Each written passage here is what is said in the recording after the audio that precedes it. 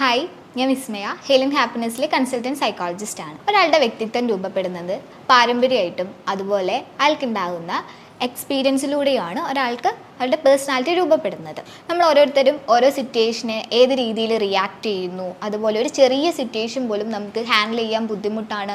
അത് ഫേസ് ചെയ്യുമ്പോൾ തന്നെ ഒട്ടും മറ്റുള്ളവർക്ക് ആക്സെപ്റ്റ് ചെയ്യാൻ പറ്റാത്ത രീതിയിലുള്ള ഒരു ബിഹേവിയറൽ ചേഞ്ചസ് വരികയും അത് മറ്റുള്ളവർ നമ്മളെ മോശമായിട്ട് മറ്റുള്ളവർക്ക് അത് ഫീൽ ചെയ്യുകയും ചെയ്യുന്ന സമയത്ത് നമുക്ക് മനസ്സിലാക്കാം അവരുടെ പേഴ്സണാലിറ്റി എന്ന് പറയുന്നത് ഒരു പേഴ്സണാലിറ്റി ഡിസോർഡറിലോട്ട് ലീഡ് ചെയ്യുന്നു എന്നുള്ളത്. അത്തരത്തിൽ ഒരുപാട് പേഴ്സണാലിറ്റി ഡിസോർഡർ ഉണ്ടെങ്കിലും ഞാൻ ഇന്നിവിടെ ഡിസ്കസ് ചെയ്യാൻ പോകുന്നത് ബോർഡർ ലൈൻ പേഴ്സണാലിറ്റി ഡിസോർഡറിനെ കുറിച്ചാണ്. ഇത്തരക്കാരുടെ പേഴ്സണാലിറ്റി എന്ന് പറയുന്നത് ന്യൂറോസിസിൻ്റെയും സൈക്കോസിസിൻ്റെയും ബോർഡറിലായിരിക്കും. അതുകൊണ്ട് തന്നെ ബോർഡർ ലൈൻ പേഴ്സണാലിറ്റി ഡിസോർഡർ എന്നാണ് അറിയപ്പെടുന്നത്. ഇവർക്ക് പൊതുവെ ഇമോഷൻസ് ഒന്നും ഒട്ടും കൺട്രോൾ ചെയ്യാൻ പറ്റില്ല. ഇമോഷൻസിൽ ഫ്ലക്ച്വേഷൻസ് ആയിരിക്കും, അതായത് അപ്പ് ആൻഡ് ഡൗൺസ് ആയിട്ടായിരിക്കും ഇമോഷൻസ് ഉണ്ടാവും. ഇപ്പം സങ്കടം വരുവാണെങ്കിൽ ഭയങ്കരമായിട്ട് സങ്കടപ്പെടും, അതുപോലെ തന്നെ ദേഷ്യമാണെങ്കിൽ ഭയങ്കര ദേഷ്യം, അത് തന്നെ ഫ്ലക്ച്വേറ്റ് ചെയ്യും, അപ്പ് ആൻഡ് ഡൗൺസ് ആയിരിക്കും. പെട്ടെന്ന് തന്നെ ദേഷ്യം വന്നാൽ ഓട്ടോമാറ്റിക്കലി പെട്ടെന്ന് തന്നെ അത് സങ്കടമായിട്ട് മാറും, പിന്നെ പെട്ടെന്ന് തന്നെ ദേഷ്യമാവും, സന്തോഷമോ, അങ്ങനെ ഒരു അപ്പ് ആൻഡ് ഡൗൺസ് ഇമോഷൻസിൽ കാണാൻ പറ്റും. അതുപോലെ വേറൊരു സിംറ്റംസ് എന്ന് പറയുന്നത് ഇവർക്ക് നല്ല സൂയിസൈഡൽ ത്രെറ്റ് ഉണ്ടാകും. അതുപോലെ തന്നെ വേറൊരു സിംറ്റംസ് എന്ന് പറയുന്നത് റിലേഷൻഷിപ്പിലാണെങ്കിലും അതുപോലെ നമ്മുടെ മൂഡ്സിലാണെങ്കിലും സെൽഫ് ഇമേജിലാണെങ്കിലും ഇൻസ്റ്റെബിലിറ്റിയും ഇമ്പൾസിവിറ്റിയും ഉണ്ടാകും. ഇപ്പോൾ റിലേഷൻഷിപ്പിൻ്റെ കേസ് വരുവാണെങ്കിൽ ഒരു റിലേഷൻഷിപ്പിൽ അവർക്ക് കൂടുതൽ കാലം സ്റ്റിക്ക് ഓൺ ചെയ്യാൻ പറ്റില്ല. മാക്സിമം ഒരു 6 months വരെ മാത്രമാണ് അവർക്ക് അതിൽ സ്റ്റിക്ക് ഓൺ ചെയ്യാൻ പറ്റുക. അത് കഴിഞ്ഞ് അടുത്തൊരു റിലേഷൻഷിപ്പിലോട്ട് പെട്ടെന്ന് തന്നെ ചേഞ്ച് ആവുക, അതും റാപ്പിഡ് ആയിരിക്കും. ഓരോ റിലേഷൻഷിപ്പിലേക്കും ഇപ്പോൾ എത്തിപ്പെടുന്നത് ഇമ്പൾസീവായിട്ടായിരിക്കും, ഒന്നും നോക്കാതെ ഫ്യൂച്ചറിലേക്ക് എന്ത് സംഭവിക്കുന്നു ഒന്നും നോക്കാതെ ഒരു റിലേഷനിലേക്ക് ചാടും. അതുപോലെ ഭയങ്കര ഇമ്പൾസീവിറ്റിയും ഇവരിൽ കാണുന്ന ഒരു മെയിൻ ഫീച്ചേഴ്സാണ്.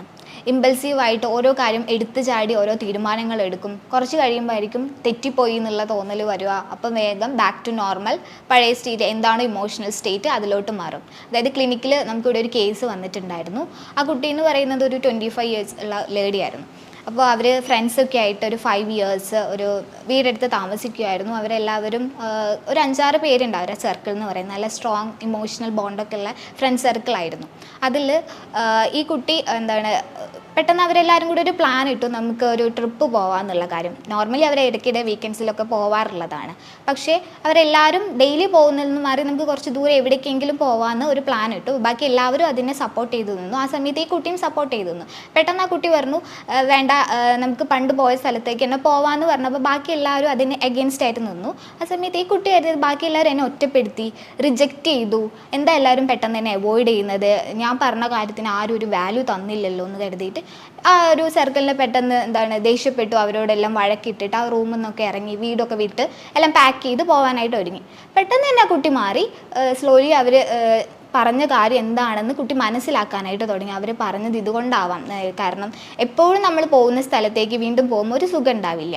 അതുകൊണ്ട് തന്നെ പുതിയതായിട്ട് നമുക്കൊരു സ്ഥലത്തോട്ട് പോവാം, എല്ലാവരുടെയും അഭിപ്രായം അതല്ലായിരുന്നു, അതുകൊണ്ടല്ലേ അവരങ്ങനെ പറഞ്ഞു എന്നാൽ കുട്ടി പെട്ടെന്ന് തന്നെ ചിന്തിച്ചു. അതായത് എന്തെങ്കിലും ഒരു എൻവയോൺമെൻറ്റിൽ ട്രിഗർ ഇടാത്ത സമയത്ത് കുട്ടിയുടെ ഇമോഷണൽ റെസ്പോൺസ് എന്ന് പറയുന്നത് ഇൻറ്റൻസ് ആയിരിക്കും. അവിടെ തന്നെ ഒരു ഫ്ലക്ച്വേറ്റഡ് ആയിട്ടുമായിരിക്കും ഇമോഷൻസ് എക്സ്പ്രസ് ചെയ്യുന്നത്. അതായത് അപ്പ് ആൻഡ് ഡൗൺസ് ഉണ്ടാകും. കുട്ടി ആദ്യം ദേഷ്യപ്പെട്ടു, ഭയങ്കരമായിട്ട് ഇൻറ്റൻസ് ആയിട്ട് ആ സിറ്റുവേഷനോട് ഇമോഷൻ ഹാൻഡിൽ ചെയ്തു. അത് കഴിഞ്ഞിട്ട് ബാക്ക് ടു നോർമൽ, സ്ലോലി പഴയ എന്താണ് ഇമോഷണൽ സ്റ്റേറ്റ് അതിലോട്ടും ആ കുട്ടി വന്നു. ഇതുപോലെയുള്ള ഇൻസ്റ്റെബിലിറ്റി അതുപോലെ ഇമ്പൾസിവിറ്റി മെയിനാണ് ഈ ഒരു ബോർഡർ ലൈൻ പേഴ്സണാലിറ്റി ഡിസോർഡറുള്ള ആൾക്കാരിൽ നമ്മൾ കണ്ടുവരുന്നത്. അതുപോലെ അൺസ്റ്റേബിൾ ആയിരിക്കും എന്ന് പറഞ്ഞല്ലോ. റിലേഷൻഷിപ്പിൽ മാക്സിമം അവർക്ക് 6 months വരെ ലാസ്റ്റ് ചെയ്യാനേ പറ്റുള്ളൂ. അതിൽ കൂടുതൽ അവർ ഒരു റിലേഷൻഷിപ്പിലും സ്റ്റിക്ക് ഓൺ ചെയ്യാൻ പറ്റില്ല. ഒരു റിലേഷൻഷിപ്പ് കഴിഞ്ഞാൽ അതിലേക്ക് അത് കഴിഞ്ഞിട്ട് അടുത്തതിലേക്കൊക്കെ ഇങ്ങനെ മാറി മാറി പോകും. ഒരു ഡ്രാസ്റ്റിക് ആൻഡ് റാപ്പിഡ് ചേഞ്ച് ആയിരിക്കും അതിൽ കണ്ടുവരും. അതുപോലെ വേറൊരു ഫീച്ചേഴ്സ് എന്ന് പറഞ്ഞാൽ ഇവർക്ക് ഫിയർ ഓഫ് അബാൻഡൻമെൻറ്റ്, അതായത് ഒഴിവാക്കപ്പെടുമോ അല്ലെങ്കിൽ ഉപേക്ഷിക്കപ്പെടുമോ, ആരാലെങ്കിലും എന്നെ ഒഴിവാക്കപ്പെടുമോ എന്നുള്ളൊരു കാര്യത്തിൽ ഭയങ്കരമായിട്ട് പേടി ഉണ്ടാവും.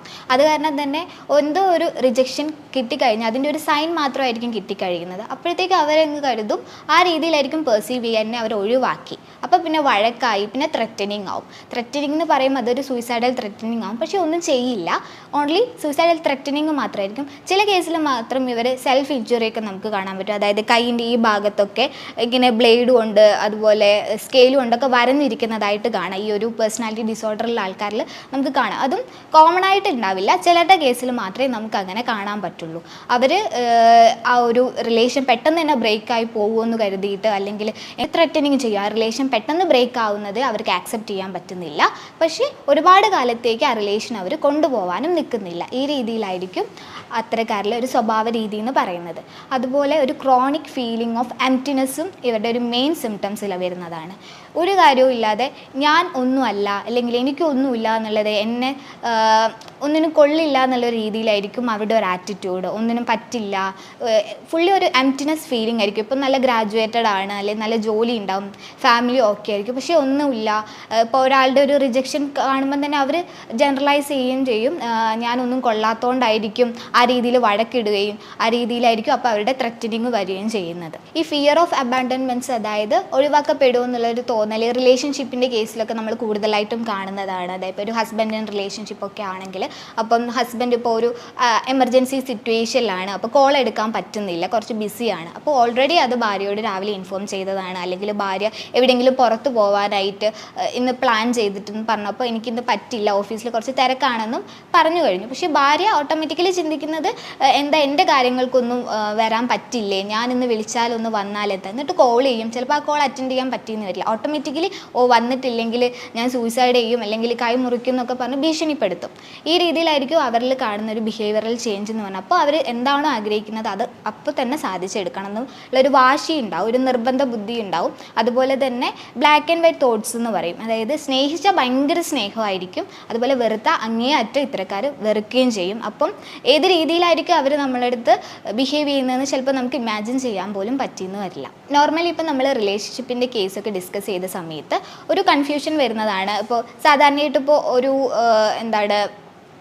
നോർമലി ഇപ്പോൾ നമ്മൾ റിലേഷൻഷിപ്പിൻ്റെ കേസൊക്കെ ഡിസ്കസ് ചെയ്ത സമയത്ത് എല്ലാവർക്കും ഒരു കൺഫ്യൂഷൻ വരും. ഇപ്പോൾ 2 ദിവസം 3 ദിവസമൊക്കെ മിണ്ടാതിരുന്നാൽ, അല്ലെങ്കിൽ ഒരു കോണ്ടാക്റ്റും ഇല്ല, ഒരു വഴിക്കും കോണ്ടാക്ട് ചെയ്യാനൊന്നും പറ്റുന്നില്ലെങ്കിൽ ചിലപ്പോൾ ഈ രീതിയിലൊക്കെ ത്രെറ്റനിങ്ങോ അല്ലെങ്കിൽ ദേഷ്യപ്പെടുന്നതും ഒക്കെ ഉണ്ടാകും. ഇമോഷൻസിൽ നല്ല ഫ്ലക്ച്വേഷനൊക്കെ കാണും. പക്ഷേ അതിൽ നിന്നൊക്കെ വ്യത്യസ്തമാക്കുന്നത് വെച്ചാൽ ഒരു കോൾ അറ്റൻഡ് ചെയ്തിട്ടില്ലെങ്കിലും മാത്രമായിരിക്കും ഈ രീതിയിൽ അവർ ബിഹേവ് ചെയ്യുന്നത്. ഈ ഒരു BPD പേഴ്സണാലിറ്റി എന്ന് പറയുമ്പോൾ അതിൽ അവർ ബിഹേവ് ചെയ്യുന്നത് ഒരു കോൾ അല്ലെങ്കിൽ ഒരു മെസ്സേജിന് റിപ്ലൈ തന്നിട്ടില്ല, അല്ലെങ്കിൽ ഇപ്പം ഞാൻ വിളിച്ചാൽ ആ ടൈമിൽ തന്നെ എത്തണം എന്നുള്ള ആ ഒരു ആറ്റിറ്റ്യൂഡായിരിക്കും അവർക്ക് ഉണ്ടാവുക. ഇതുപോലുള്ള സിംറ്റംസ് ഒക്കെ ചിലപ്പോൾ നമുക്ക് ചുറ്റുമുള്ള പലരിലും, നമ്മുടെ ഫ്രണ്ട്സിലാണെങ്കിലും കൊളീഗ്സ്, അങ്ങനെ പലരിലും നമുക്ക് കണ്ടുവരുന്നത്. അപ്പോൾ വീട്ടിൽ തന്നെ ചിലപ്പോൾ ആരെങ്കിലും ചെറിയ ട്രേറ്റ്സ് ഒക്കെ കാണുന്നുണ്ടാവും. ഇന്നായിട്ട് നമുക്ക് ഒരിക്കലും അതൊരു BPD എന്ന് പറയാൻ പറ്റില്ല, അവരുടെ പേഴ്സണാലിറ്റി അങ്ങനെയൊന്നും നമുക്ക് ഒരിക്കലും പറയാൻ പറ്റില്ല.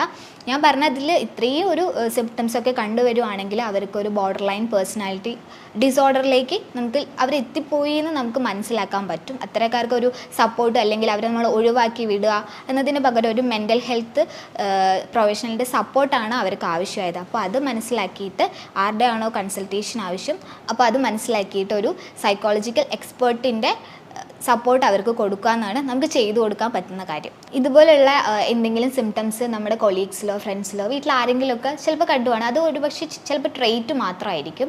ഞാൻ പറഞ്ഞതിൽ ഇത്രയും സിംറ്റംസ് ഒക്കെ നമുക്ക് കണ്ടുവരുവാണെങ്കിൽ അവർക്ക് വേണ്ടത് ഒരു മെൻ്റൽ ഹെൽത്ത് പ്രൊഫഷണൽ സപ്പോർട്ടാണ്. അല്ലാതെ ഒന്ന് സമാധാനിപ്പിക്കലോ അല്ലെങ്കിൽ അവരെ ഒന്ന് മാറ്റി നിർത്തലോ അല്ല. അവർക്ക് വേണ്ട എന്താണോ സപ്പോർട്ട് അത് ചെയ്തു കൊടുക്കുക എന്നാണ് നമുക്ക് ചെയ്യാൻ പറ്റിയ ഏറ്റവും വലിയ കാര്യം. ഇതുപോലുള്ള മെൻ്റൽ ഹെൽത്ത് റിലേറ്റഡ് ടോപ്പിക്കുമായി നമുക്ക് അടുത്ത വീഡിയോയിൽ കാണാം. Thank you.